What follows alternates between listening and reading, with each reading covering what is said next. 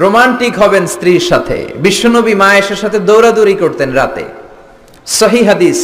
একদিন বললেন চলো কে দৌড়াতে পারে, ওটা কে ধরতে পারে। দুইজন দৌড়, বিশ্বনবী আস্তে দৌড় দিলেন, মা আয়েশা আগে ধরে ফার্স্ট হলেন।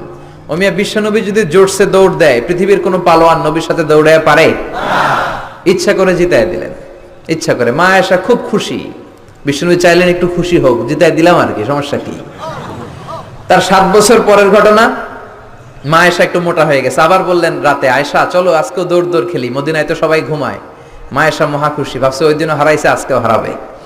বিশ্বনবী মনে মনে বলে আজকে নো চান্স, আজকে চান্স দিব না। তো চলো ওই পিলার ধরি, দুইজনে দৌড়। বিশ্বনবী চান্স দেয় নাই।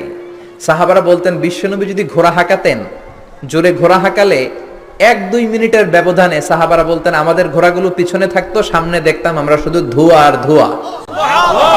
বিশ্বনবী ওনার ঘোড়া নিয়ে যে কয় মাইল সামনে চলে গেছে আমরা নিজেরাও জানি না। কি পালোয়ান! মক্কার সবচেয়ে বড় কুস্তিগিরকে 3টা আছাড় মেরেছিলেন উনি। ওনার এক হাতে ছিল জান্নাতি 40 জনের শক্তি, পড়েন সুবহানাল্লাহ। আয়েশা ভাবলেন আজকেও হারাবে। বিশ্বনবী মনে মনে বলে কি, নো চান্স, চলো দেই দৌড়। আজকে বিশ্বনবী চান্স দিলেন না, দৌড়ে আগে ধরে ফেললেন। মা আয়েশা রেগে আছে, হায় হায় পারলাম না। মহিলাদের মধ্যে রাগ করার একটা অভ্যাস আছে না নেই? কথায় না কথায় রাগ করে, এটাই ওদের সৌন্দর্য, এতেই ওদেরকে মায়া লাগে, ঠিক কি না? বিশ্বনবী মা আয়েশার কাছে গেলেন, যে বললেন ইয়া হুমায়রা। মা আয়েশারে ডাকতেন হুমায়রা।